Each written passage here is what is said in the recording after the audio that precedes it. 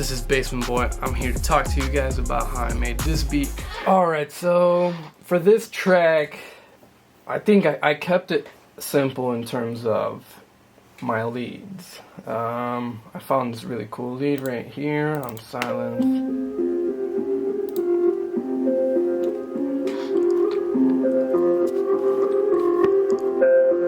I do have some automation on it, and that's just off of a one knob filter. So I just used a one knob filter, took it at about 12 o'clock.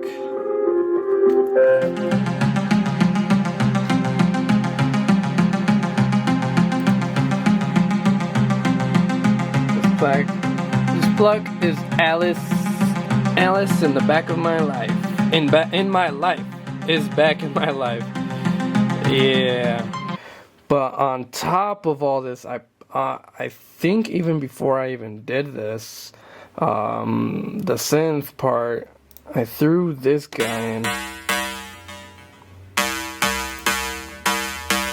which is also a pluck, but it's called Pluck 27. Then I believe we just had like a kick going with that.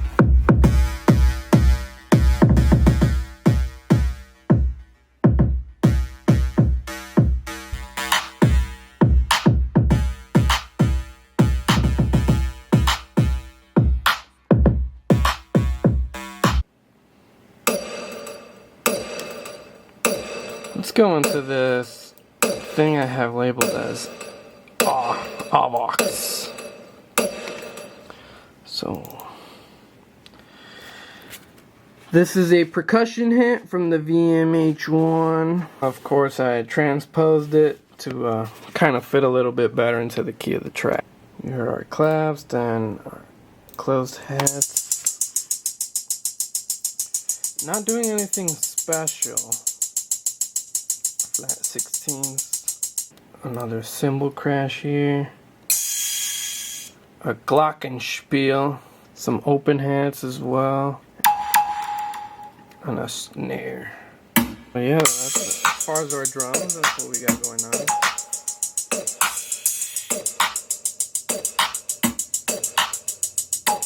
Then of course we gotta go into our 808s. We got this really fat 808 jigger up.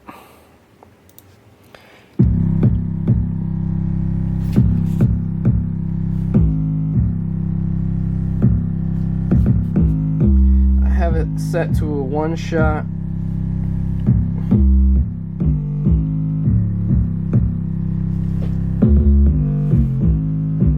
Compressing it a little bit.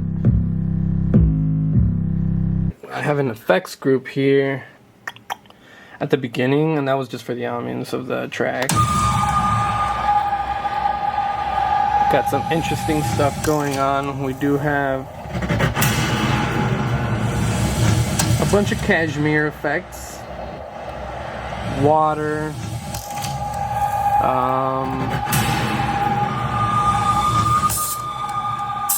and then air. Kind of like a cymbal sound, but that air just, I don't know, I liked it.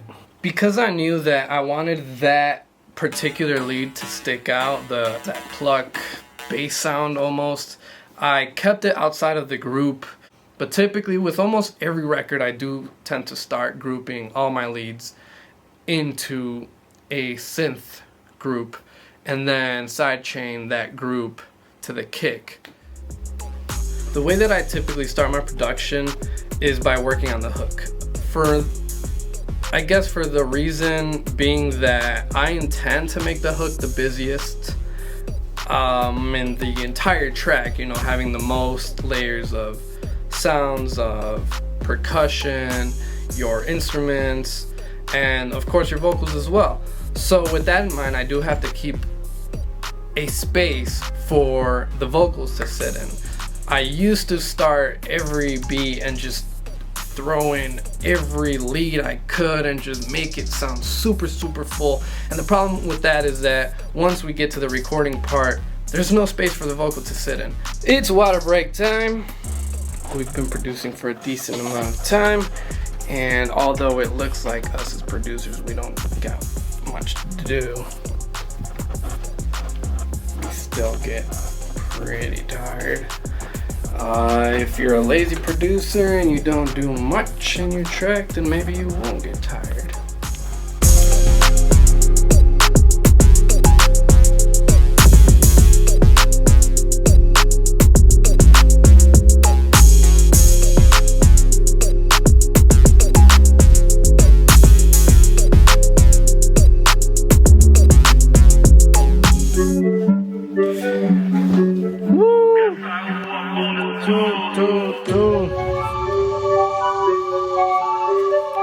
We got another one coming. Here we go, here we go, here we go.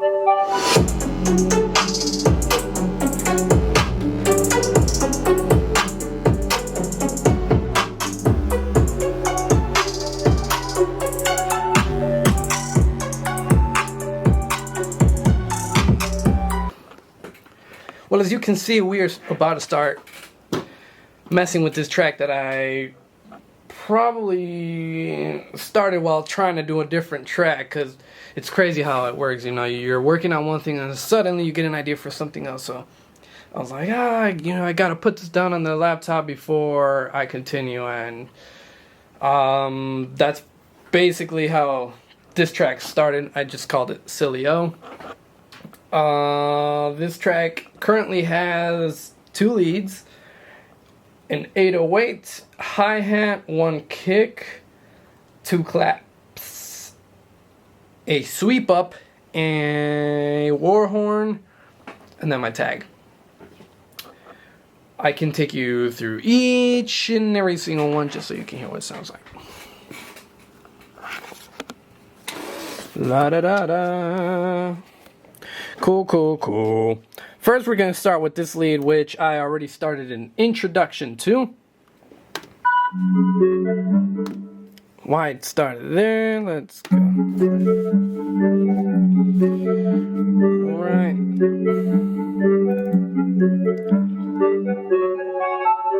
A little bit of high pass.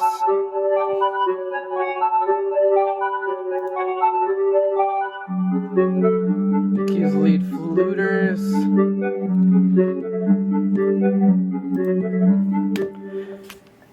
Currently very stock. I have nothing to enhance it. Nothing too crazy. I probably just changed a little bit on like the attack and release, or a little bit of the cutoff, just to make sure that filter sound stayed filtered. Next one, we've got this lead, which is called the EQ's lead chord Nuka. Let's start it from where the lead begins. Right there.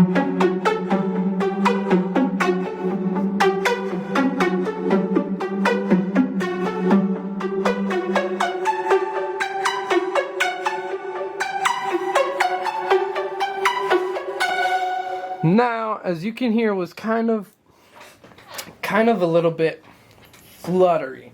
Now that is because, let's see, I also did the exact same high pass that I did to the fluters. Now I just have a compressor on that group for the 2 synths, and it is sidechained to my kick. As we can see here, compressor on my synths.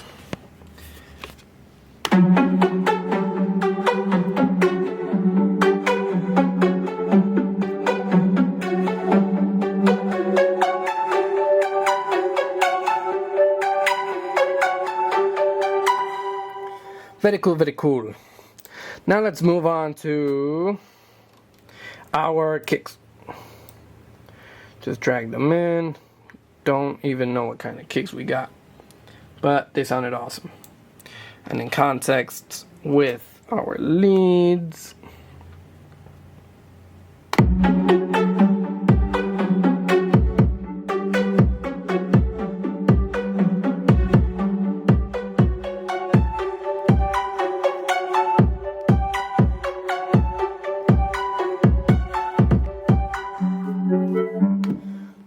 Very cool, very cool, very cool. Now let's add our clap.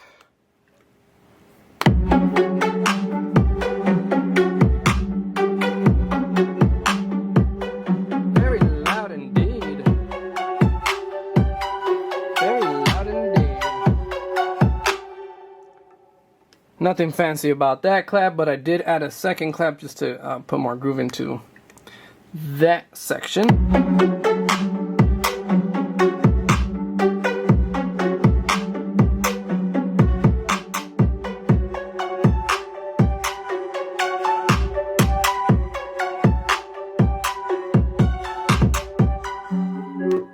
Cool, cool, cool, cool.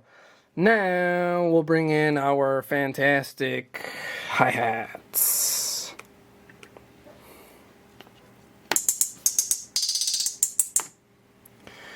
Woo-wee. Why it didn't stick with everything else, I don't know. Okay, so now we got our hi-hats right there.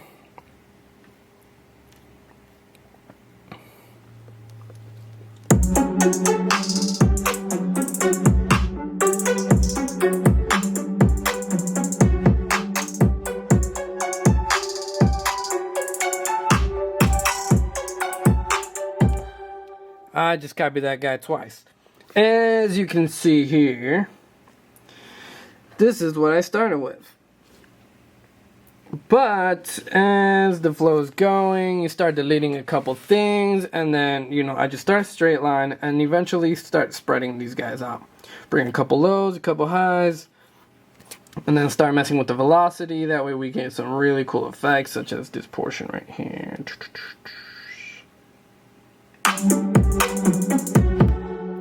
You can hear it coming in, and that is really cool. Very, very, very, very effective. What kind of EQing? We just have a compressor sidechain to the kick, just so that it can break through that nice section right there. Some auto panning, keep it interesting. And then last but not least, our fantastic 808s. I have nothing special on it.